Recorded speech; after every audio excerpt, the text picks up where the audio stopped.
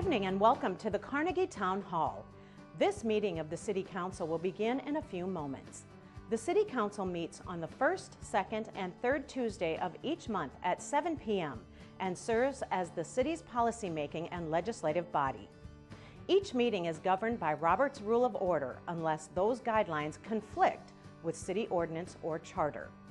City Council meetings offer an opportunity for citizens to speak directly to their elected representatives. Those in attendance are invited to address the Council during the public input segment at the beginning of the agenda. At that time, any issue that is not subject to formal action later in the agenda can be addressed. Testimony that concerns a resolution or an ordinance's second reading is only allowed when those specific agenda items are being addressed by the Council. When addressing the Council, citizens should speak directly into the microphones at the podium and state their names for the record after being recognized by the chair. To accommodate and respect all viewpoints, citizen comments are limited by ordinance to no more than 5 minutes each. Comments should be respectful and focused on providing new information that will benefit the Council's deliberative process. By city ordinance, all remarks must be addressed to the City Council as a body and not to any City Council member, including the mayor. The chair reserves the right to limit the number of speakers. City Council meetings are broadcast live on CityLink and online at siouxfalls.org. Information regarding the City Council, its committees, meetings, briefings, and members is available by visiting siouxfalls.org/council or by calling the Council office at 605-367-8085. Thank you for your interest in Sioux Falls City Government.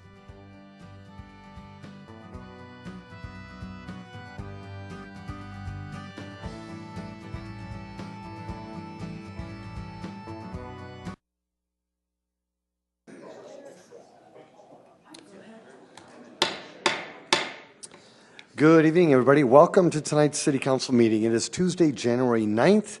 We will start by introducing you to your City Council. Council members Greg Neitzert. Here. Rolfing. Here. Selberg. Here. Starr. Here. Staley. Here. Erickson. Here. Erpenbach. Here. Kiley. Here. Councilors, thanks so much for being here. In Sioux Falls, we lead our City Council meetings with an invocation. We're very, very pleased to have Reverend Christina O'Hara. Reverend, welcome. With the Church of the Good Shepherd here in Sioux Falls. What we'd ask, please stand for the Reverend's invocation, and then please remain standing for our Pledge of Allegiance. Welcome, Reverend Christina. Thank you, Mayor. This is a blessing for one, or for we, who hold power. May the gift of leadership awaken in you as a vocation, keep you mindful of the providence that calls you to serve. As high over the mountains the eagle spreads its wings, may your perspective be larger than the view from the foothills. When the way is flat and dull in times of gray endurance, may your imagination continue to evoke horizons. When thirst burns in times of drought, may you be blessed to find the wells. May you have the wisdom to read time clearly and know when the seed of change will flourish. In your heart, may there be a sanctuary for the stillness where clarity is born. May your work be infused with passion and creativity and have the wisdom to balance compassion and challenge. May your soul find the graciousness to rise above the fester of small mediocrities. May your power never become a shell wherein your heart would silently atrophy. May you welcome your own vulnerability as the ground where healing and truth join. May integrity of soul be your first ideal, the source that will guide and bless your work. Amen. I pledge allegiance to the flag of the United States of America and to the republic for which it stands, one nation, under God, indivisible, with liberty and justice for all.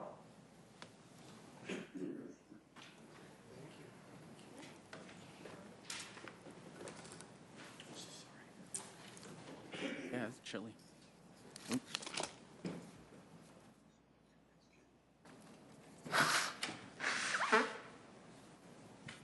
Good evening, everybody. Welcome. It's good to have you here tonight. We appreciate it. Mark, come on up. Man, thank you.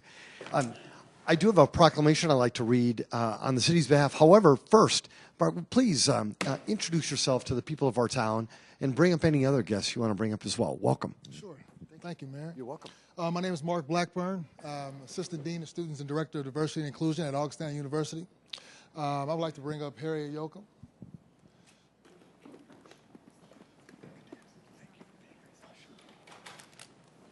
So we do a lot of great things in the city.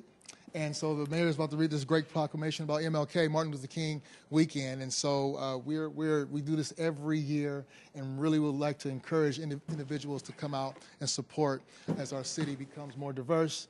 We really want to build on the dream. And so as he reads this, we really want to just be a part of the community, be a one spoke in the wheel of all the great things that we're doing here. And so hopefully everyone can come out. And if you have any information, the flyers will be out there in front. So. Thank you. Thanks, Mark. Thank you. Well, the proclamation reads, whereas the Reverend Dr. Martin Luther King Jr. dedicated his life to advancing equality, social justice, and opportunity for all. Whereas Dr. King's teachings can continue to guide and inspire us in addressing challenges in our communities. Whereas Dr. King shared his dream of a better future for all and brought that message to Sioux Falls actually in 1961. Over the years, his message has continued to inspire local African-American residents, whereas the South Dakota African-American History Museum works to showcase the legacy of African-Americans in our state. Whereas the public has an opportunity to participate in a weekend celebration of the Reverend Dr. Martin Luther King Jr., his legacy and commitment to equality and social justice. On January 13 and 14, the city of Sioux Falls will revitalize Dr. King's dream for all. Now, therefore, I, Mike Huther, Mayor of the city of Sioux Falls, do hereby proclaim the weekend of January 13 through the 16th as building on the dream of Reverend Dr. Martin Luther King Jr. in Sioux Falls. Let's give a round of applause, please.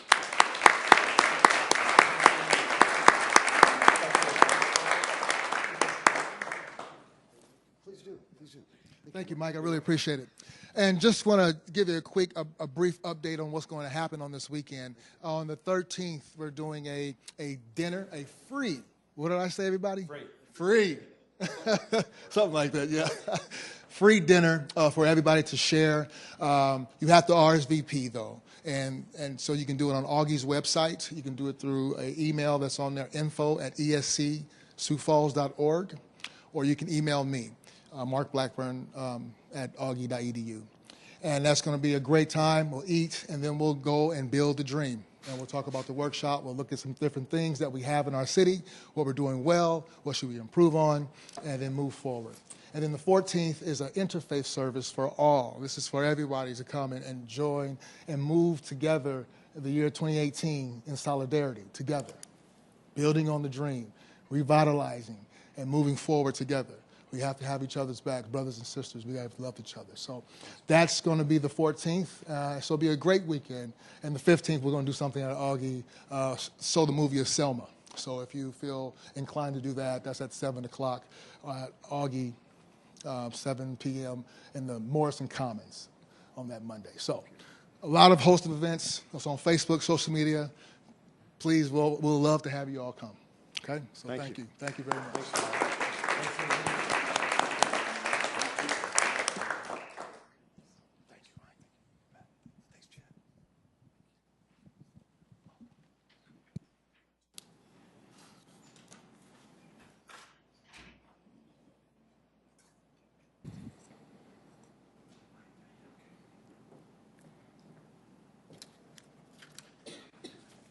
Councilors, thanks so much for that opportunity.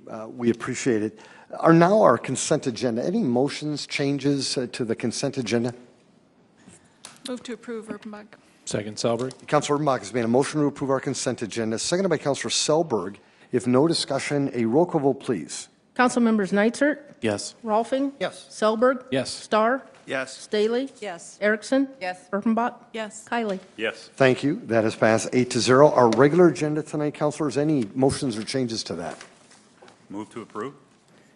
Second, Erpenbach. Council Chair Kiley has made a motion to approve our agenda tonight, seconded by Council Erpenbach. A roll call vote, please. Council members Nitzert? Yes. Rolfing? Yes. Selberg? Yes. Starr? Yes. Staley? Yes. Erickson? Yes. Erpenbach? Yes. Kylie? Yes. That has also passed 8-0. Thank you. Folks, we know it's not a large agenda tonight, but we do want to thank you for being here with us. We appreciate that. This is what's called the public input portion of the City Council meeting. You're all invited to come up. If you've got a topic you want to discuss, we just ask you come up, just give us your name, please. Speak for 5 minutes or less. And if you could just speak to the body, the council body as a whole versus them individually, we'd appreciate that. Anybody interested? Welcome.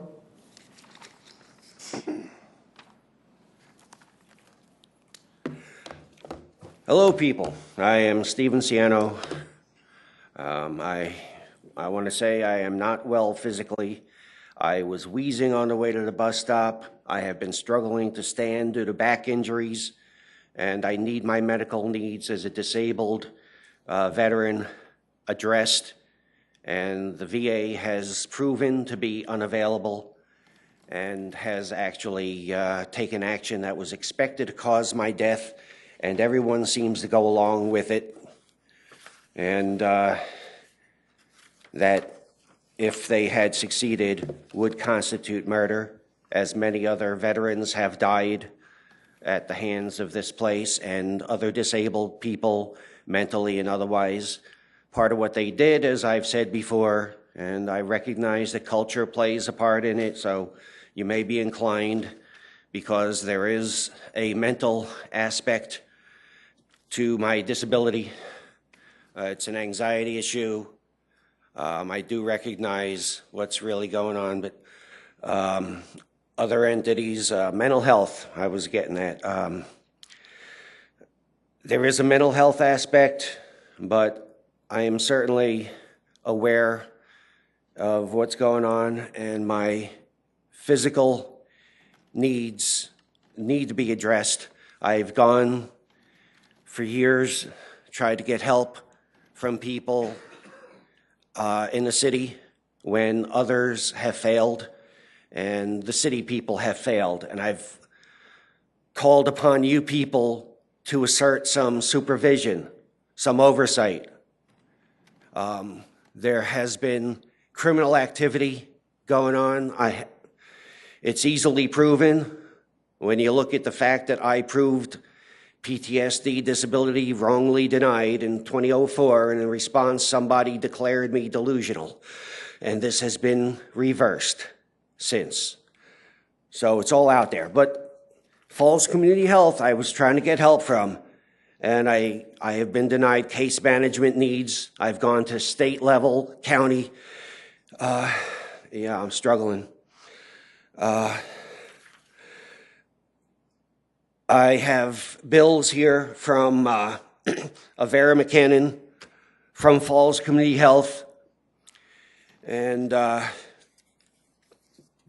it's threatening me. It's harassment as I see it.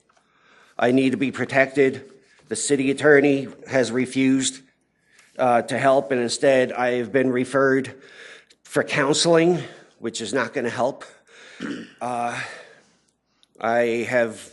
When police were involved, I reported what was going on, and I was referred to DAV or private attorney. This is criminal. The definition of murder includes reckless disregard. You can Google it, and even if it's not intentional. And you people, I believe, do have the power to do something about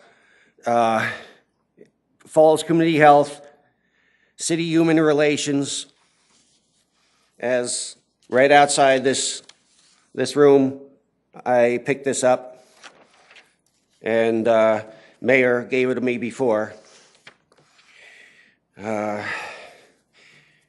I've got a new threat from the Department of Veteran Affairs to cut my present income. I may no longer soon have a place to stay, a roof over my head. This is a constant threat so long as this remains covered up. Thank you. Thank you for your service, Stephen. Welcome.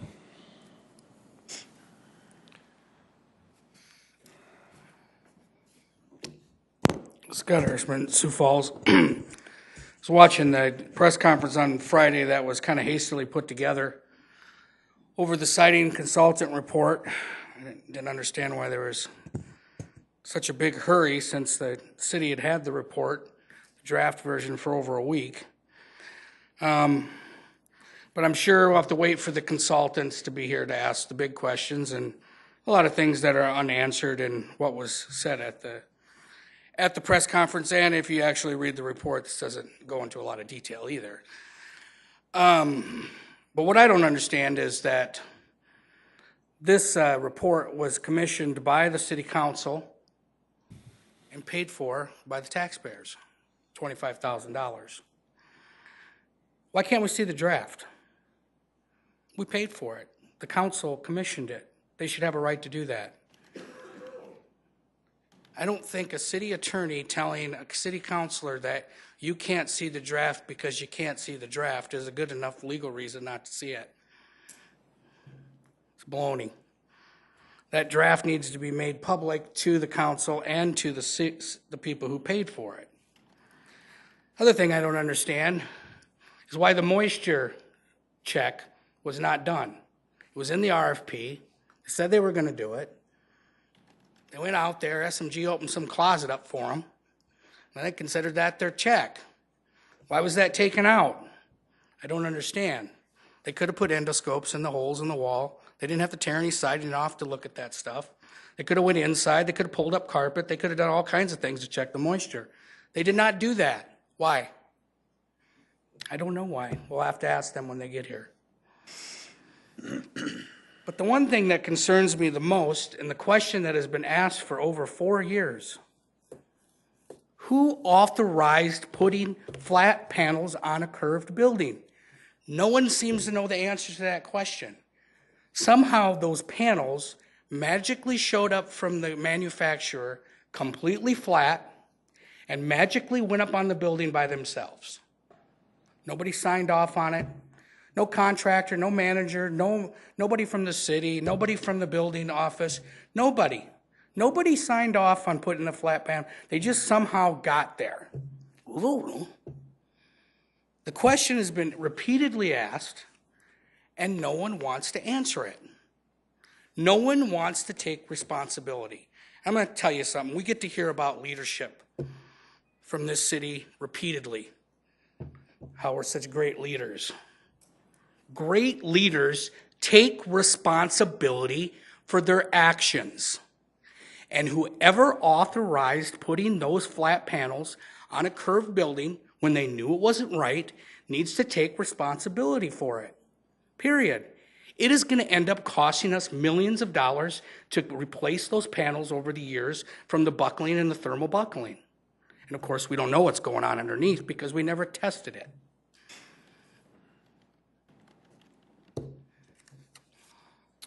Folks, did anybody else want to engage the council? Welcome.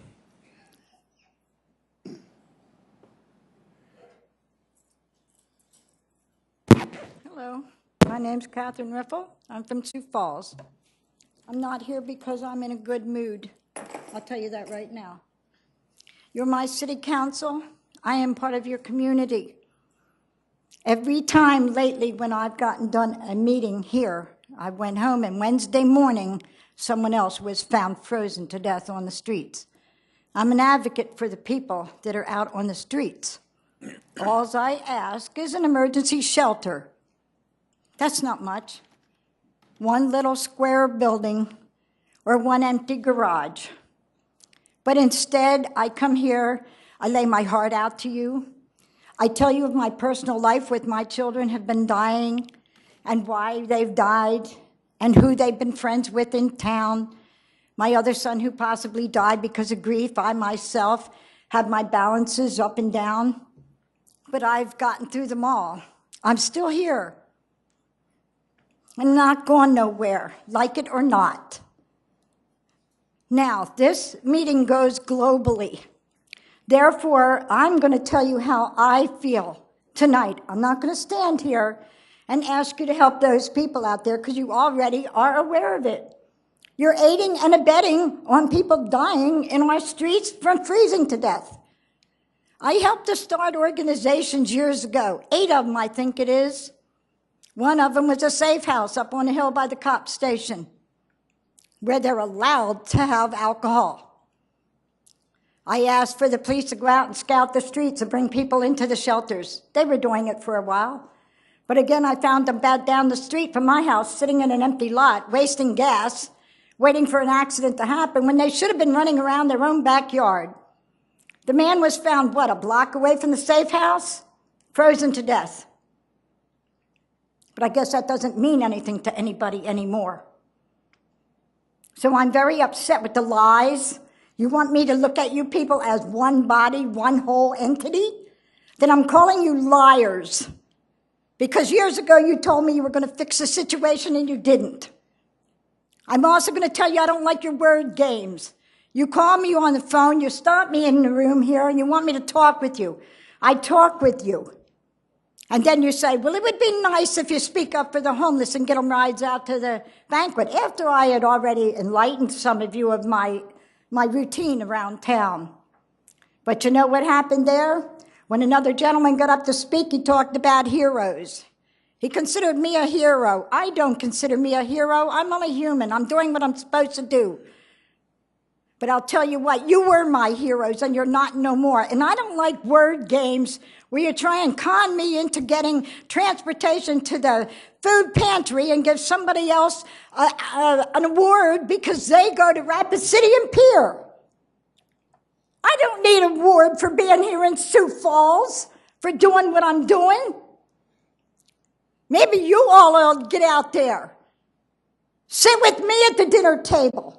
Listen to the conversations. Catherine, just speak at a normal tone. You'll be just fine. Yeah, well, what about me grieving? Right. That's not fine. You didn't care that you allowed me to grieve after the last meeting. Catherine, just please speak to the council. You know, Mayor, you let me down years ago. I helped you get into office. I'll lower my tone of voice. But I want it well known that all of you are playing in one field that's allowing people to die. You are contributing to the death of my friends. You are contributing to the people in your community to die. Shame on you all. Good night. Folks, did anybody else want to engage the council? Welcome. Don't forget to keep your voices down. My name is Bruce Meyer, and I hope that all of us remember all the good things that have been done by a lot of people in Sioux Falls, especially the Bishop Dudley House. I have quite an occasion to be down there a lot, and I hope that they've helped to save a lot of lives in Sioux Falls. But my hope and my purpose tonight is to try and help make Sioux Falls bike-friendly policy maybe a little bit safer. I had an occasion to be coming in from the south, from T, on Teolis Road, came back to 41st Street, and as soon as you come up there, there's 2 straight-ahead traffic lanes, and there's a bike lane, and the right turn lane is to the right of the bike lanes. I think you're all probably familiar with that concept. It just seems to me that there's a lack of common sense in that thing, and especially, that's one spot in town, but as we develop those areas into our newer parts of town, and those speed limits at 40 miles an hour are forcing cars and bikes to crisscross. If you go out to George McGovern Middle School, you leave the school, the first thing you're doing is directing bikes to be on the sidewalk with instructions, bikes to the left, pedestrians to the right. When you're about 300 feet from the intersection at Marion Road, you take the bike off the sidewalk, onto the street for about 300 feet, crossing traffic, and immediately return the bike to the sidewalk as soon as it comes across. And that's about 3 more occasions of that same situation going on towards Southeast Tech on Maple, if you're familiar with that road at all. I went and drove around some of them just to make sure in some other areas of town. But as we develop those new areas, I'm hoping that we rethink a little bit if that's our policy that's going to be implemented, because I think it's an unsafe situation. Just for instance, the middle school boys, I'm going to pick on the boys. They're going to obey all the rules on their bikes coming across that road. We've all probably had, for sure, experience with 13, 14, 15-year-old boys. And they're going to be aggressive in those situations. And they may even follow the rules. Rules could be followed at all those intersections. But I'm deathly afraid that somebody's going to get seriously hurt or killed because people just, if cars don't understand it, if bikes are overly aggressive, because sometimes they are, more often than not, that is my experience in Sioux Falls. When I come up on somebody and they're doing something illegal, like driving east on 49th Street past Pier 1 Imports, going straight ahead in the car lane, no bike lane to go through there, and I roll down and say, "You're illegal," you know the response I get. It starts with an F. I won't repeat it. Other situations, more often than that, I don't think Sioux Falls drivers are overly aggressive towards bikes. And I hope that we can put some common sense. My suggestion would be, I don't come here just to complain, would be to widen some sidewalks. A lot of them are appropriate for bikes and pedestrians at the same time. And make two things part of that. That's the good instructions we put on our sidewalks, and to remind bicyclists, if they really need to ride on 41st Street, on Minnesota Avenue, on Marion Road, on these busy streets, use your common sense, make them sidewalk appropriate, and make them responsible for watching for driveway entrances and exits. If I'm riding my bike, I have two bikes, I ride them, there's only a couple reasons you ride. One, you might be to get to work. Then why are you racing? You know, if we make it a policy to ride on the sidewalks on those busy streets, don't race. Drive carefully. And if you're for pleasure, exercise, or scenery, do we need to do that on 41st Street, on Marion Road? We've got all these beautiful bike trails all over town. That's my suggestion, my hope for the council, that you rethink that policy. We do rethink things many times. Like, for instance, the right turns on red on the 10th and Minnesota, 11th and Minnesota car. Now they say when pedestrians are present, no turn. That's changed. We changed the parking on Main when we came in backwards there. I know you guys know what I'm talking about. So we do make changes. And I'm encouraging and hoping that you'll rethink that. Keep those bikes on the sidewalk through those intersections, and maybe pick a 10-mile-an-hour speed limit for bikes going through the intersection, or get off and walk it through as I was taught to do. Thanks for your time.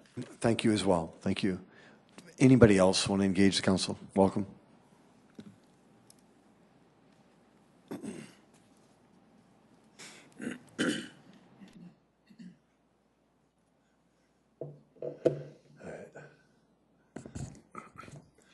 Greetings. My name is David Zokaitis, and I've got two topics for tonight. One is how people should deal with each other when they need to discuss things, and the other is, let's make a deal. It'll be fun, I guarantee. All right, so now, when people are trying to deal with difficult topics, I see two different strategies for their discussions. The one method is, evidence-based. The policies for the common good, and it's open, it's honest, it's scientific.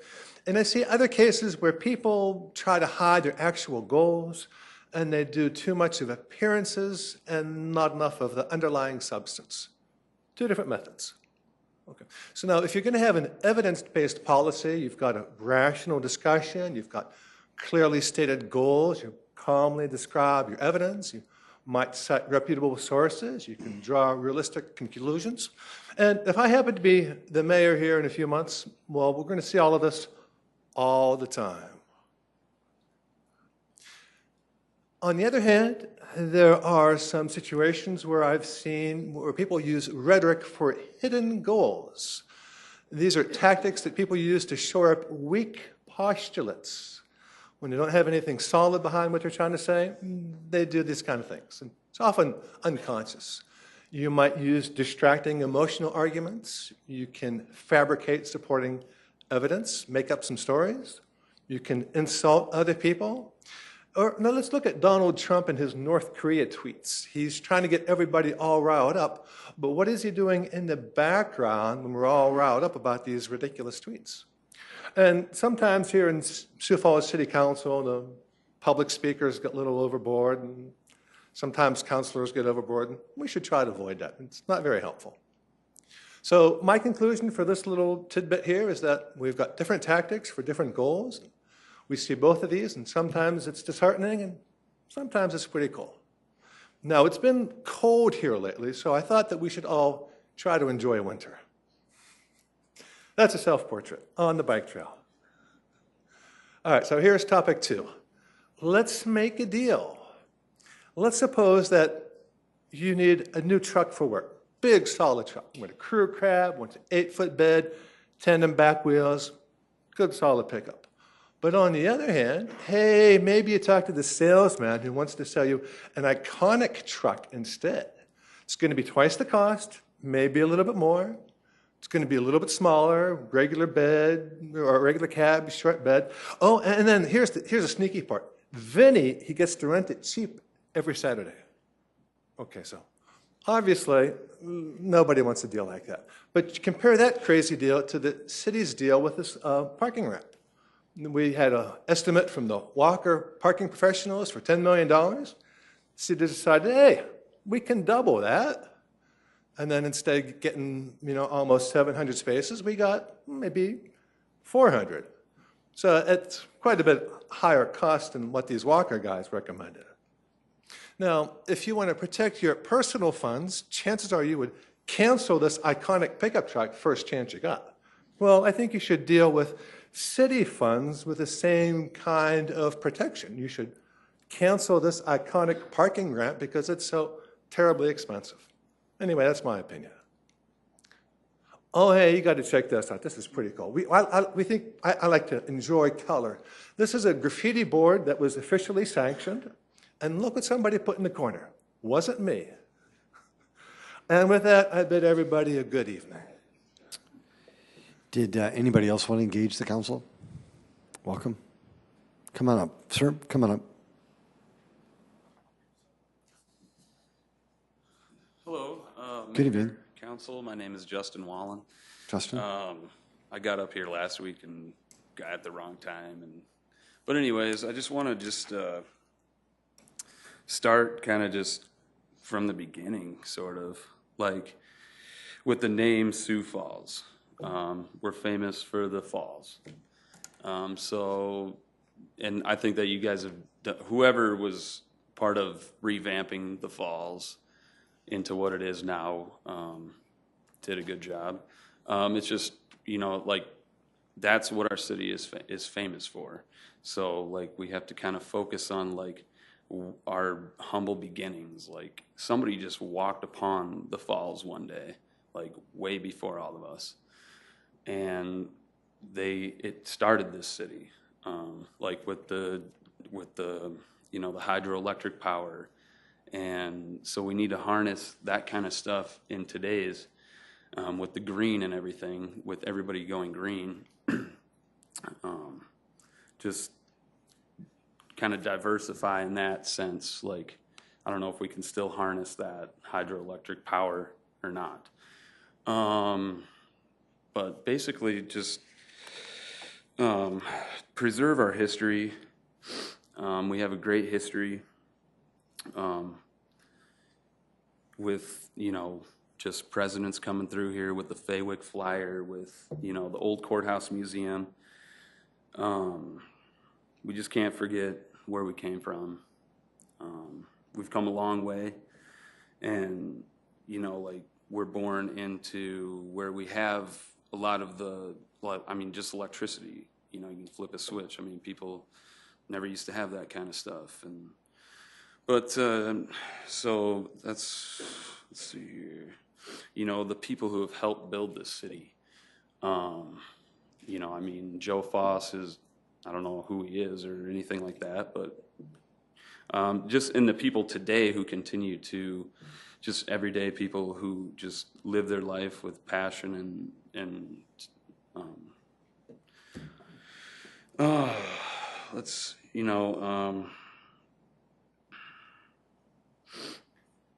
there's a lot of positive things about this city that I notice, just like I've helped clean up along the river, like just the citizens need to come together more. We can't expect all these people up here to do everything for us. We have to do things for ourselves as well. And we just need to take care of each other. We can't always just pass the buck and just say somebody else will do it. We can't, don't litter. I think even just that, we have to care about our city. We have to have respect for the people and for animals as well. Just everything around us, we should respect it, and it'll just, because it takes care of us, so we need to take care of it. I know there's people with the Greenway River project, they're just trying to clean up the river. We can't drink anything other than water. And I know that the farmers need to grow crops to feed people, but I think with the pesticides and everything and I hear prescription drugs are even getting into the water system.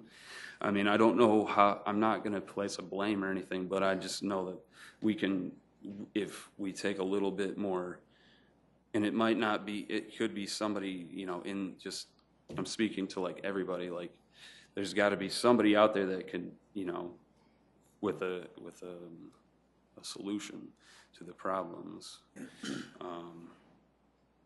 So I pretty much just think that whatever has happened in the past, just with Mr. Blackburn, we can, build on the dream. We can build on the dream. So, thank you.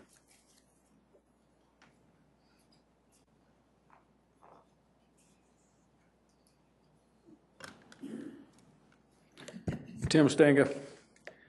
Brought up a few issues last week about streetlights in my neighborhood, and the street department went around five block radius in the neighborhood and found 8 streetlights not working. And they said that next week that they will get on them and get them taken care of.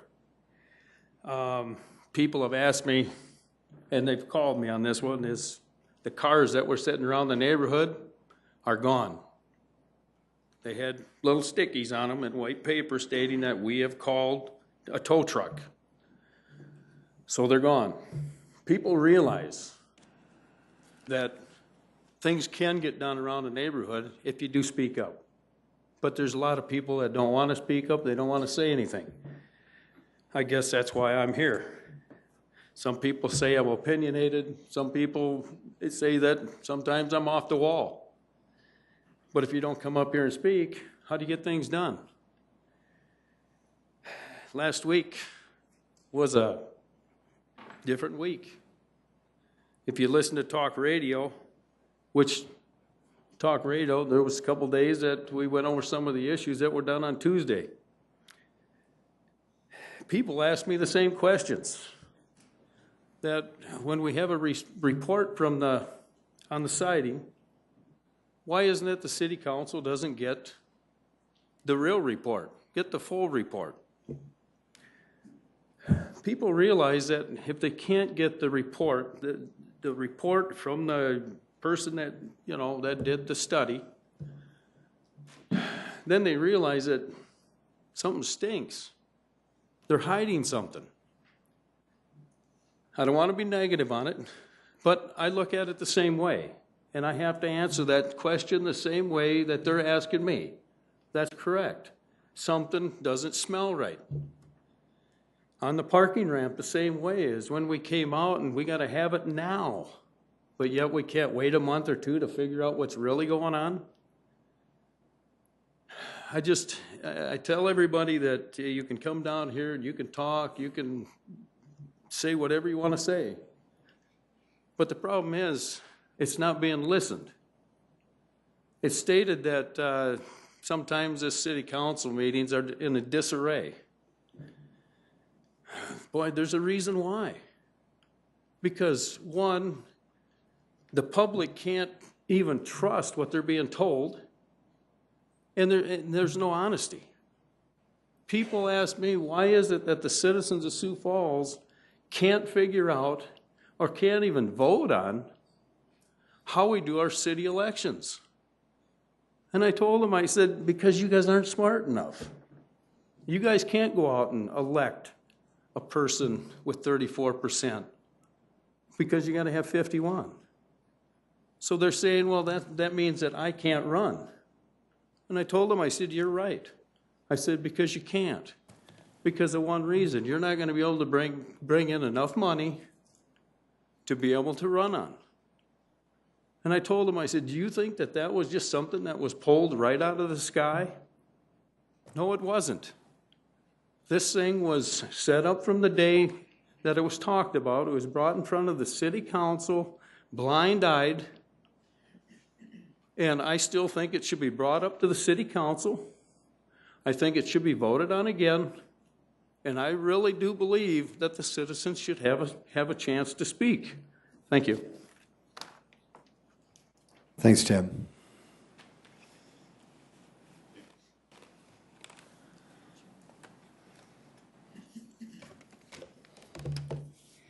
Bruce Danielson.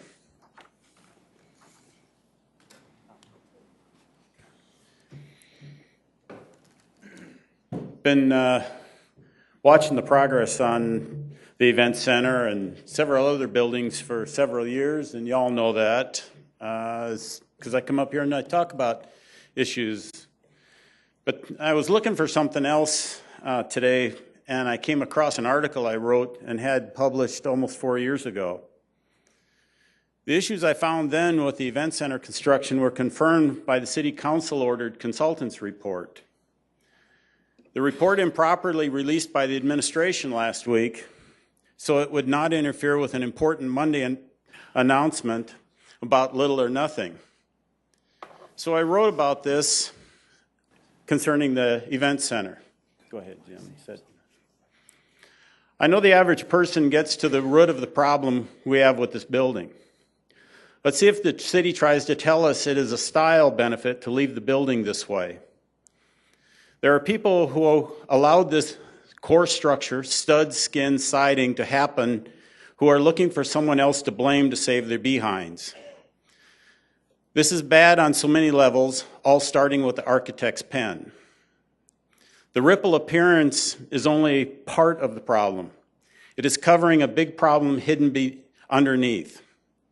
In the construction trade, there are some basic rules and maxims. One, if the foundation isn't perfect, the framers can fix it. If the framing isn't perfect, the drywallers can fix it. If the drywall isn't perfect, the mudders can fix it. If the mudders didn't fix it, it's up to the trimmers to fix it. If the doors don't close, the trimmer's screwed up. The homeowner may never notice until we're long gone. I started getting involved in construction projects when I was about 8 years old, living in New York. And you would listen to these amazing craftsmen build houses. And you start learning these lessons early on.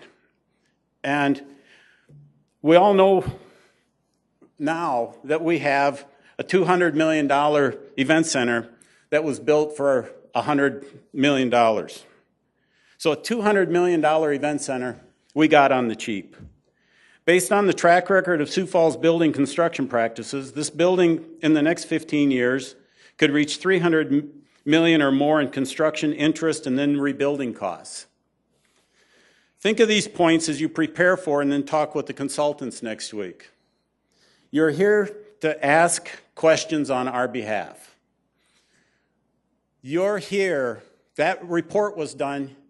This body asked for that report to be done, and it needs to be discussed in depth here. And it doesn't matter if it takes 3 hours to talk about the report or 4 hours to talk about the report. If you got to do it again in another meeting, we have to get to the bottom of what happened with this building.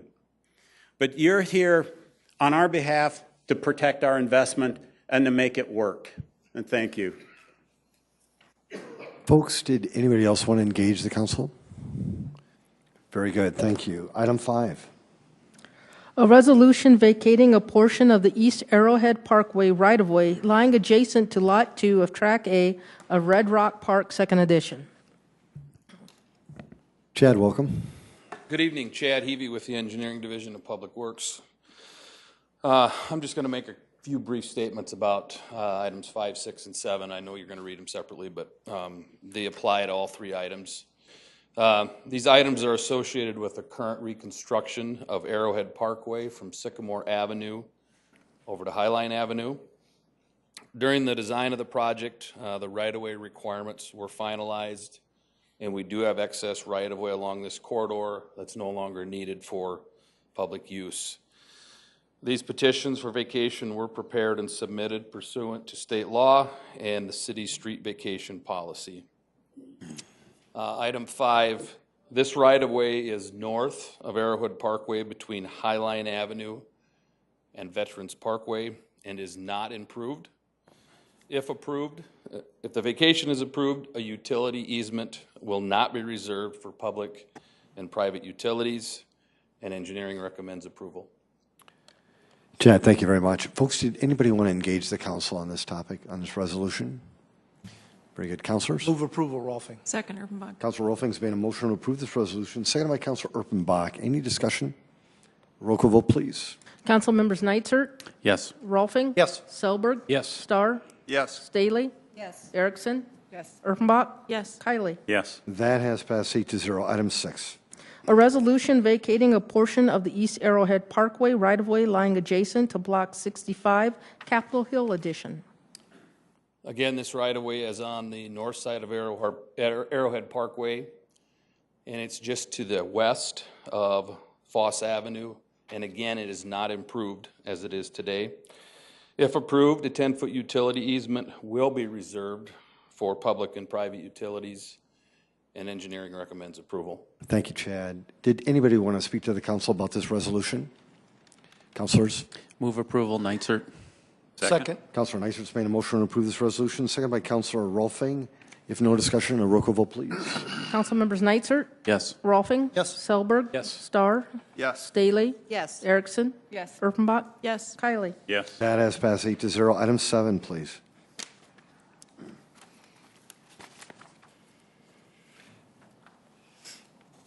Pardon me. Oh, that's okay. A resolution vacating a portion of the East Arrowhead Parkway right-of-way lying adjacent to Lot 2, Lot 1B, and Lot 1A, Red Rock Park, Second Edition. Again, we're at the intersection of Foss Avenue and Arrowhead Parkway. This right-of-way is on the east side of Foss Avenue. If approved, a 10-foot utility easement will be reserved for public and private utilities, and engineering recommends approval. Chad, thank you. Did anybody want to engage the council on this resolution? Very good. Councilors? Move to approve. Second. Councilor Chair Kiley has made a motion to approve this resolution, seconded by Councilor Rolfing. If there's no discussion, a roll call vote, please. Council members Nitzert. Yes. Rolfing. Yes. Selberg. Yes. Starr. Yes. Staley. Yes. Erickson. Yes. Erpenbach. Yes. Kiley. Yes. That has passed 8-0. Thank you, Council. Councilors, any new business? A motion to adjourn? So moved. Thank you, Councilor Rolfing. Seconded by Council Chair Kiley. All those in favor say aye. Aye. Aye. Opposed? This meeting is adjourned. Sioux Falls. Make it a great night.